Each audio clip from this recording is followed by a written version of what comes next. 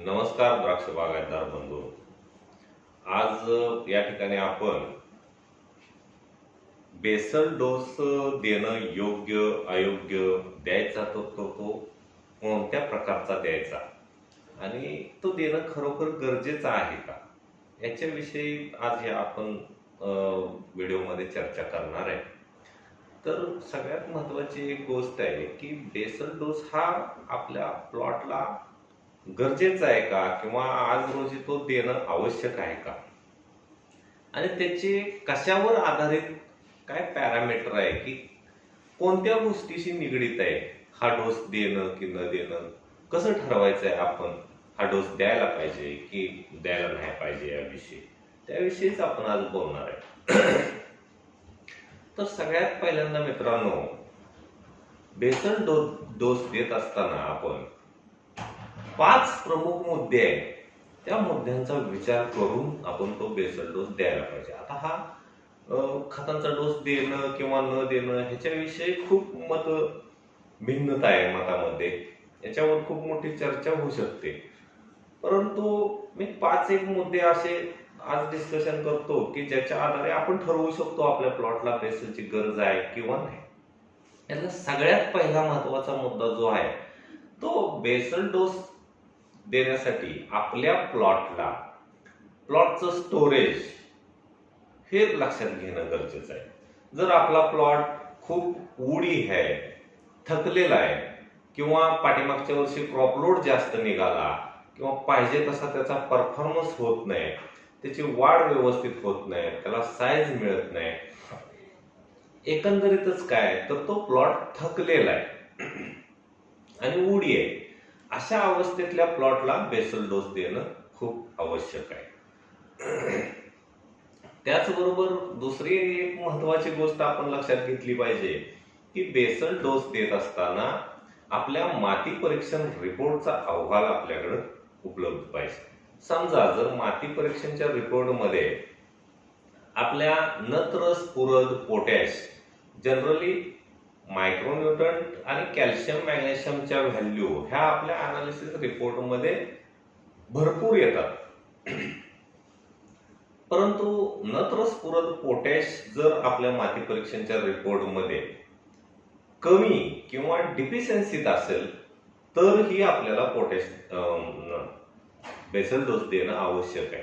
याचं कारण असं आहे की माती ही जी आपली आहे ह्या मातीच्या कणावर जी अन्नद्रव्यांची डिपॉझिशन होत असते, हे डिपॉझिशन पूर्ण झाल्यानंतर जे अन्नद्रव्य त्यातून फ्री होणार आहे ती अन्नद्रव्य आपलं झाड घेणार आहे.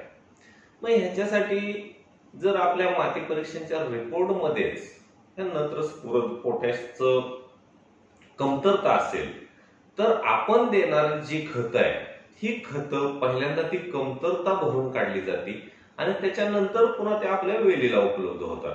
म्हणून एक रिझर्व्ह फॉर्म मधला खतांचा जो डोस आहे तो आपल्या जमिनीत असणं आवश्यक आहे आणि त्याच्या व्हॅल्यू आपल्याला माती परीक्षणच्या आधारे ह्या समजून येतील. आता हे माती परीक्षण जे रिपोर्ट आहे ह्या रिपोर्टनुसार जे आपण खतांचा डोस देणं आवश्यक आहे का नाही हे ठरवलं, परंतु त्याचे आता वेगवेगळ्या कंडिशनमध्ये कोणत्या प्रकारची रासायनिक खतं आपण निवडायची आणि त्याचा किती डोस आपल्या जमिनीला देणार आहे हे आपण थोडक्यात यामध्ये समजून घेणार आहे. त्यापूर्वी आणखीन एक बेसल डोस देण्याचं कारण असं आहे की जर आपल्या जमिनीमध्ये प्रॉपर स्वरूपात काय सॉल्ट जर आपल्याला त्रास देत असतील तर त्या सॉल्टचा आपल्या अन्नद्रव्यावर जो इफेक्ट होतो, त्याच्या शोषण क्षमतेवर किंवा त्याला आपण ऍब्झॉर्प्शन कॅपॅसिटीवर जो त्याचा इफेक्ट होतो सॉल्टचा, तो इफेक्ट काय अंशी मोडून काढण्यासाठी ह्याच्यासोबत आपण वेगवेगळ्या प्रकारातली अन्नद्रव्य एकत्रितपणे स्थिर उपलब्धतेच्या स्वरूपात त्या जमिनीमध्ये डिपॉझिट करून ठेवत असतो. त्याचबरोबर आणखीन एक आलेला अनुभव गेल्या 2-3 वर्षापासून आमचा असा आहे की जे अर्ली कटिंग होतं सप्टेंबर 5-10 तारखेच्या दरम्यान, जे गेल्या 2-1 वर्षात कटिंग होत होतं, त्या कटिंग मध्ये काय कंडिशन क्लायमॅटिकल अशा झाल्या की सलग 20-25 दिवस पावसाळी वातावरण राहिलं आणि ह्या पावसाळी वातावरणामध्ये आपण दावणी आणि करपा नियंत्रणासाठी खूप चांगली बुरशीनाशकांचा भरपूर वापर केला. आता ही बुरशीनाशकं जी आहे, ही बुरशीनाशकं काय करतात की वेलीचं ताकद, एनर्जी वापरूनच आपल्याला त्या विरुद्ध लढण्यासाठी जी का एनर्जी लागणार आहे ती जनरेट केली जाते. परंतु 20-25 दिवस सलग पाऊस पडत असल्यामुळं जे वॉटर सोल्युबल आणि जे फर्टिगेशन आपण करायला पाहिजे होतं ते त्यावेळी बिलकुल केलं गेलं नाही, किंवा जरी ते केलं असतं तरी त्या वॉटर सोल्युबलचं ऍब्सॉर्प्शन 100% ह्युमिडिटी, सनलाईट मिळत नाही अशा कंडिशन मध्ये फारसं होणारही नव्हतं. पण अशा वेळेला मग हे प्लॉट दावणीतून बाहेर पडले, परंतु सेटिंग नंतर हे प्लॉट खूप पिवळे पडणे, त्याची कॅनोपी न वाढणे, त्या मण्यांना साईज न येणे, असे जे इफेक्ट दिसले, त्याच्या पाठीमाग हा 30-40 दिवसाचा वेलीला जो अन्नद्रव्यांचा तुटवडा पडला त्याचा परिणाम त्या पुढच्या साईजवर दिसून आला. परंतु ज्या लोकांनी अशा ठिकाणी बेसल डोसचा वापर केलेला होता त्या तुलनेत त्यांच्या बागा चांगल्या गुड कंडिशन मध्ये राहिल्या. आता त्यावेळी वापरायचा बेसल डोस कोणता किंवा काय हा थोडासा वेगळा विषय आहे. तो बेसल डोस आपल्याला नत्र सोडून किंवा कमी करून बाकीचे अन्नद्रव्य आपण द्यायचे. तर आता प्रमुख मुद्दा हा आहे की बेसल डोस, आता मी जेवढ्या गोष्टी सांगितल्या, जर आपला प्लॉट वुडी आहे, थकलेला आहे, क्रॉपलोड पाठीमाग 2-3 वर्ष जास्त निघाला, तर त्या प्लॉटला बेसल डोस पहिली गोष्ट देणं गरजेचं आहे. दुसरी म्हणजे माती परीक्षणच्या रिपोर्टमध्ये जर अन्नद्रव्यांच्या व्हॅल्यू कमी असतील तरी बेसल डोस आपल्याला देणं आवश्यक आहे. किंवा आपल्या जमिनीत काय सोडियम किंवा क्लोराईड सारखे किंवा नायट्रेट सारखे काय सॉल्ट जर आपल्याला त्रास देतात तरी आपण बेसल डोस देऊन त्याच्यावर नियंत्रण मिळवू शकतो. आता हा झाला बेसल डोस द्यायचा आणि कोणत्या कंडिशन मध्ये द्यायचा त्याच्याविषयी. जर का आपली बाग हेल्दी आहे, भरपूर स्टोरेज वाली आहे, चांगला परफॉर्मन्स करती, कॅनोपी वाढीला कुठली अडचण येत नाही, साईजला कुठली अडचण येत नाही, जमिनीमध्ये फारसे सॉल्ट प्रॉब्लेम नाहीत, तर आपल्या प्लॉटला बेसल डोस द्यायची कुठलीही गरज नाही. अशा प्लॉटांना बेसल डोस देऊ नका. आता जर बेसल डोस द्यायचाच आहे तर तो कशाच्या आधारावर ठरवायचा, काय निकष त्याला वापरायचे, त्याच्यासाठी थोडक्यात आपण माहिती घेऊ. कारण हे बेसल डोसचा असं आहे की त्याच्याविषयी काही लोकांमध्ये त्याला विरोध आहे, काही लोकांचं त्याला मान्यता आहे. हे असं घडतं कशामुळं? हे असं फक्त घडतं आपल्या जमिनीच्या केमिकल आणि फिजिकल प्रॉपर्टीनुसार. आपण त्याला खताचा डोस जर नाही दिला आणि त्याचे चांगले इफेक्ट किंवा पॉझिटिव्ह इफेक्ट आपल्याला जर नाही दिसून आले तर अनायासपणे आपल्याला त्या बेसल डोस विषयी एक आपल्या मनात त्याच्याविषयी गैरसमज निर्माण होतो. तर हे बेसल डोस देत असताना सगळ्यात पहिलं आपल्या जमिनीचा पीएच हा आपल्याला माहित असणं आवश्यक आहे.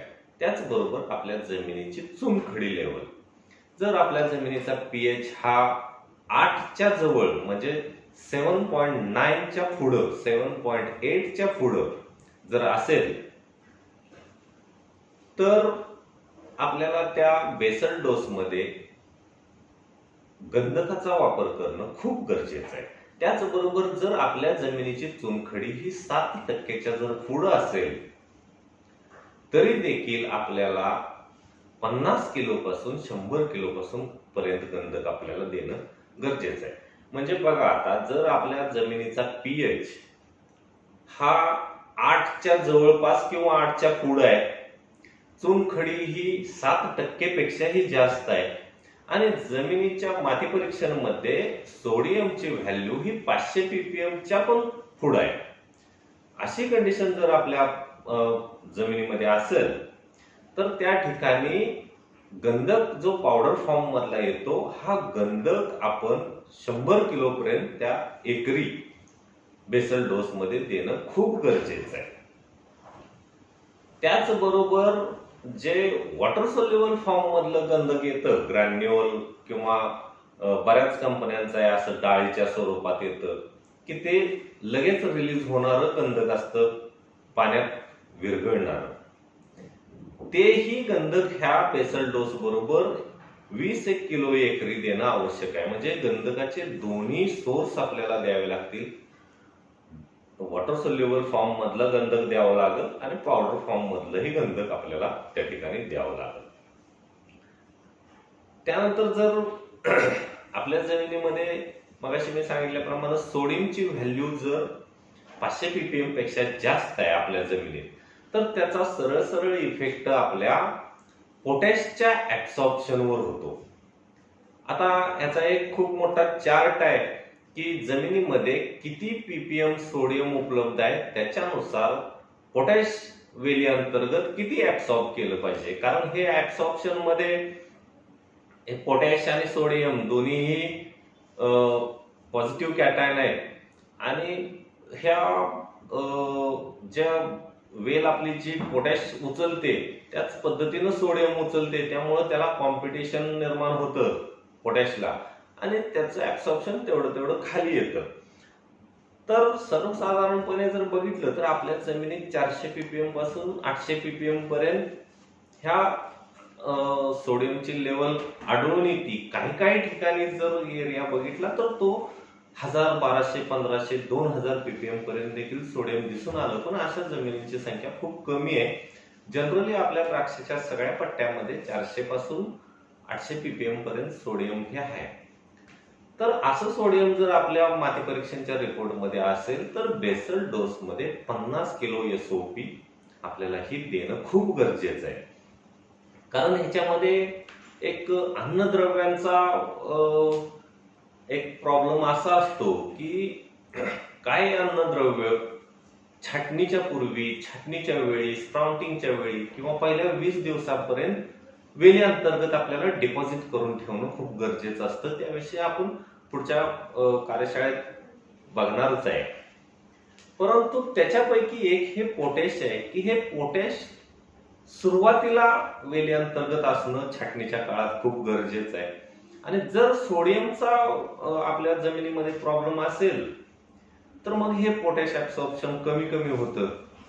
त्यासाठी आपण बेसल डोस देत असताना एकरी 50 किलो पर्यंत पोटॅश देणं गरजेचं आहे जर सोडियम उपलब्ध असेल तर. त्याचबरोबर दुसरं जे सॉल्ट आपल्या जमिनीत आहे तो क्लोराईड.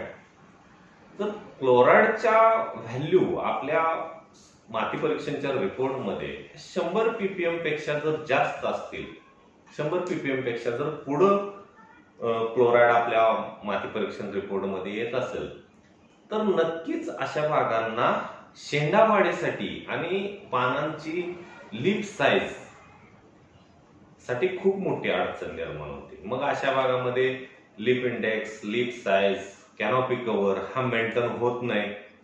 मग हे उघडे राहिलेल्या बागा पुन्हा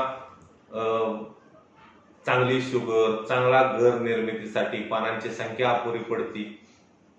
काय प्लॉट मध्ये जर आपण बघितलं तर ह्या 200, 300, 500 ppm पर्यंत क्लोराईडच्या लेवल दिसून येतात. मग अशा बागांना एक कायमस्वरूपी प्रॉब्लेम असतो की शेंडा वाढ बिलकुल होत नाही बागेमध्ये. तर अशा बागांना 25 ते 50 किलो अमोनियम सल्फेट हा आपण छाटणीच्या पूर्वी बेसल डोस मध्ये देणं आवश्यक आहे. म्हणजे अमोनियम सल्फेट किती द्यायचं आहे हे आपण आपल्या जमिनीतील क्लोराईडच्या व्हॅल्यूवर ठरवू शकतो. जर 100-200 ppm पर्यंत जर क्लोराईड आहे तर 25 किलो अमोनियम सल्फेट एकरी ठीक आहे. जर का त्याच्यापेक्षा जास्त असेल 500 ppm पर्यंत 600 ppm पर्यंत जर क्लोराईड असेल तर त्या ठिकाणी आपण 50 किलो अमोनियम सल्फेट हे आपल्या जमिनीला द्यायला पाहिजे. म्हणजे जर आपल्या जमिनीचा पीएच जास्त आहे, चुनखडी जास्त आहे तर त्या ठिकाणी आपण गंधक 50 किलो पासून 100 किलो पर्यंत वापरायचं आहे. जर आपल्या जमिनीमध्ये सोडियमच्या व्हॅल्यू 400 ppm च्या पुढे आहे तर SOP 50 किलो आपल्याला वापरायचं आहे. जर क्लोराईडच्या व्हॅल्यू 100 ppm पेक्षा जास्त आहे तर त्या ठिकाणी अमोनियम सल्फेट आपल्याला 25 किलो पासून 50 किलो पर्यंत वापरायचं आहे. आता त्याचबरोबर आपण जे स्फुरदासाठी जो डोस आपण देत असतो, जनरली सुपर फॉस्फेट देतो किंवा DAP देतो अशा ठिकाणी, तर आपल्या जमिनीत जर चुनखडी 8% पेक्षा जास्त असेल तर अशा ठिकाणी आपण एकरी 50 ते 100 किलो DAP वापरू शकतो, डायअमोनियम फॉस्फेट. जर चुनखडी ही 8% पेक्षा आपल्या जमिनीमध्ये कमी आहे तर त्या ठिकाणी आपण एकरी 200 किलो सुपर फॉस्फेट वापरू शकतो. आता हे सुपर फॉस्फेट वापरायचं का DAP वापरायचं हे आपल्या जमिनीतील चुनखडीच्या मात्रेवर अवलंबून आहे. त्याचबरोबर जर बाग थकलेली आहे किंवा उडी आहे तर त्या ठिकाणी सुपर फॉस्फेट पेक्षा DAP वापरणं आपल्याला जास्त फायदेशीर होतं. पण बाग हेल्दी आहे आणि चुनखडी जर कमी आहे तर अशा ठिकाणी सुपर फॉस्फेट हे खूप चांगलं काम करतं. आता काही लोकांनी जिप्सम वापरण्याचा प्रयोग जो चालू झाला तर त्या जिप्सम विषयी मी एक गोष्ट आपल्याला सांगेन की जनरली सुपर फॉस्फेट ही जिप्सम पासून बनतं.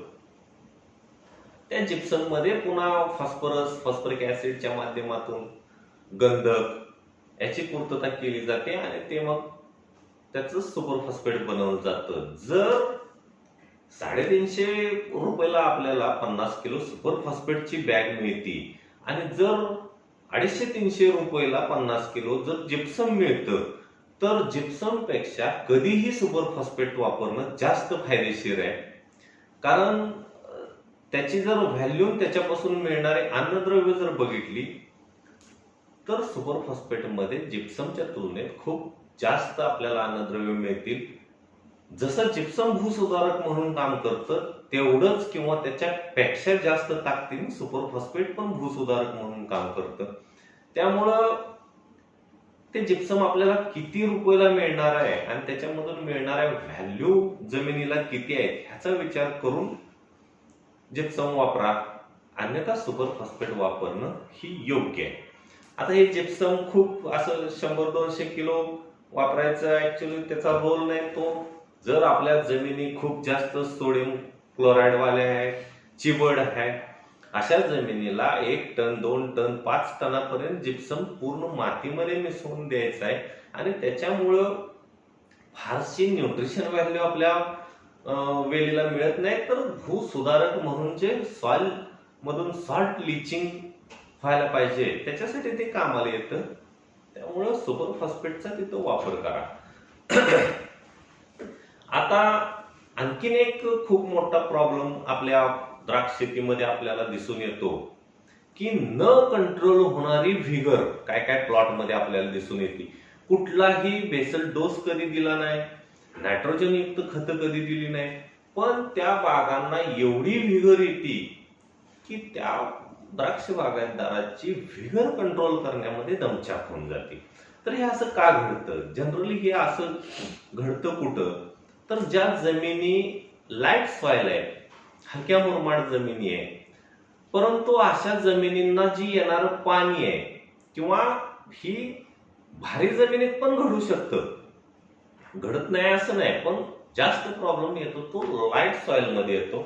लाईट सॉइल मध्ये जर आपल्या बागेसाठी आपण जे पाणी वापरतो त्या पाण्यामधून आपल्या जर बागेला नायट्रोजन येत असेल त्या पाण्यातून 30 ppm 40 ppm पेक्षा जास्त जर नायट्रेट आपल्या पाण्यातून कंटिन्यूपणे उपलब्ध होत असेल तर अशा ठिकाणी त्या बागेची व्हेजिटेटिव्ह ग्रोथ बिलकुल कंट्रोल होत नाही आणि मग अशा बागांना प्रॉब्लेम काय होतो की इतर अन्नद्रव्य जे स्फुरद, पोटॅश, कॅल्शियम, मॅग्नेशियम आणि मायक्रोन्यूट्रंट्स आहेत ह्याच्या तुलनेत खूप जास्त नत्राचा पुरवठा होतो नैसर्गिकरित्या येणाऱ्या पाण्यामधून.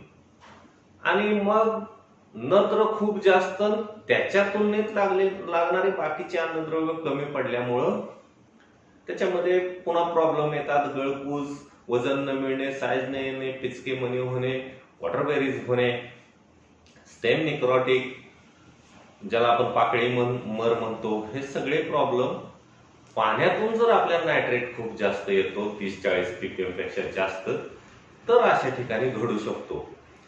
अशा सर्व सभासद बंधूंनी की ज्यांच्या पाण्यातून 30-40 ppm पेक्षा जास्त नायट्रोजन येतो, अशा सर्व सभासद बंधूंनी 10-26-26 100 किलो एकरीचा वापर करून घ्यावा.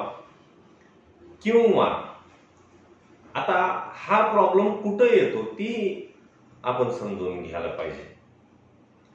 जर पाण्यामधून नायट्रेट आपल्या 30-40 ppm पेक्षा जास्त येतो आणि जमिनीमध्ये क्लोराईड हा 100 ppm पेक्षा खूप कमी आहे, 50 ppm, 40 ppm किंवा 60 ppm पर्यंत आहे, म्हणजे पाण्यामधून नायट्रेट खूप जास्त येतो आणि जमिनीमध्ये क्लोराईड उपलब्ध नाही, अशा ठिकाणी हा प्रॉब्लेम येतो.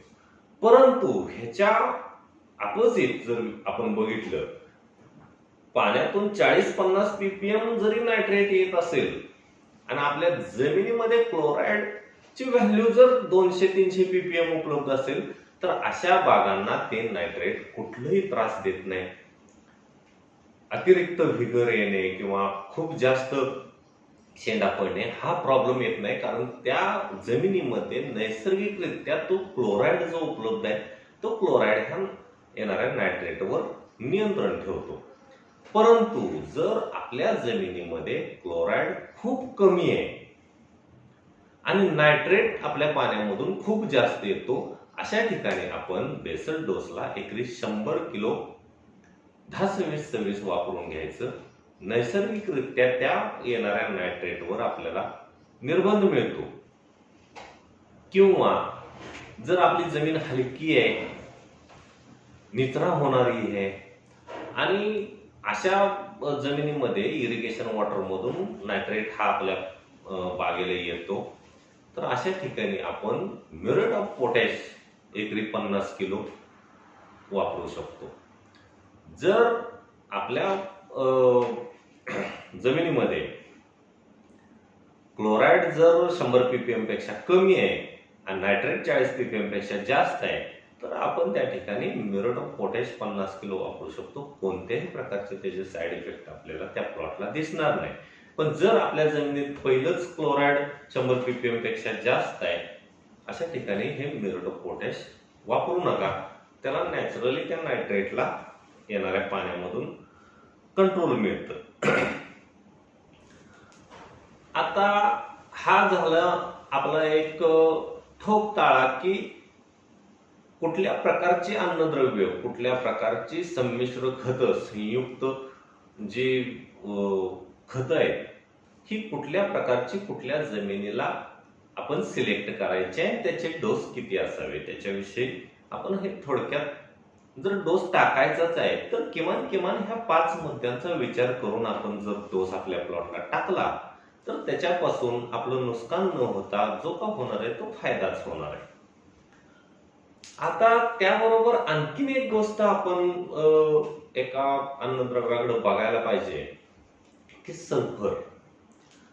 आज आपल्या सगळ्या ज्या जमिनी आहेत द्राक्षाच्या, ह्या जमिनीमध्ये आपण जो फर्टिगेशन देतो ड्रिप मधून, जे 1261 देतो किंवा 052 किंवा 13-045 किंवा कॅल्शियम नायट्रेट सारखी जी खतं देतो, ह्या खतांच्या प्रत्येक डोस बरोबर आपल्याला WDG फॉर्म मधला गंधक हा 500 ग्राम ते 1 किलो पर्यंत एकरी हा देणं खूप आवश्यक आहे. याचं कारण असं आहे की जनरली जर आज आपल्या द्राक्षाच्या सगळ्या बेल्टचा विचार केला, तर जे पाणी आपण देतो आणि ज्या जमिनीमध्ये आपल्याकडे उपलब्ध आहे, ह्या पाण्यामध्ये कॅल्शियम, मॅग्नेशियम जो फ्री स्वरूपातला आहे, किंवा सोडियम, क्लोराईड, नायट्रेट, हे सगळे सॉल्ट ह्या पाण्यामधून खूप जास्त प्रमाणात येतात.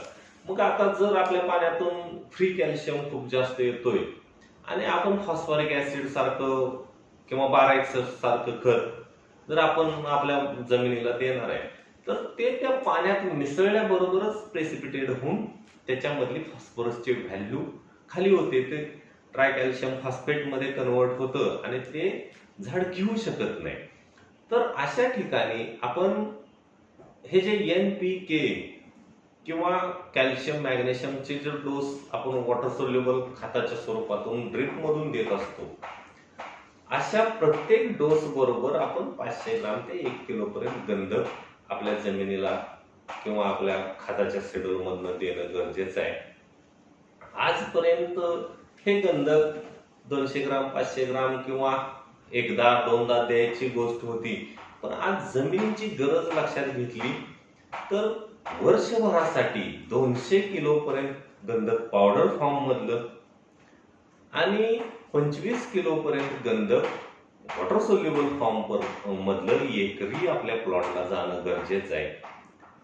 त्याची खूप मोठी गरज आपल्या जमिनीला निर्माण झालेली आहे. त्यामुळं गंधकाकडे सुद्धा एक अन्नद्रव्य किंवा एक महत्वाचं भूसुधारक म्हणून आपण त्याच्याकडं इथून पुढच्या काळात बघणं खूप गरजेचं आहे.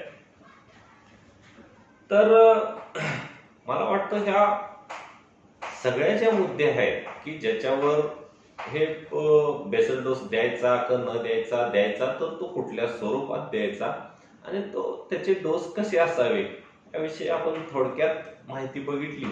जर आपल्या प्लॉटची आवश्यकता आणि गरज लक्षात घेऊन जर त्याला एखादा बेसल डोस देणं गरजेचं असेल, तर मी सांगितलेल्या ह्या जे मुद्दे आहेत ह्या मुद्द्यांचा विचार करून योग्य तो बेसल डोस सिलेक्ट करायचा आणि तो डोस आपल्या बागेला देऊन घ्यायचा.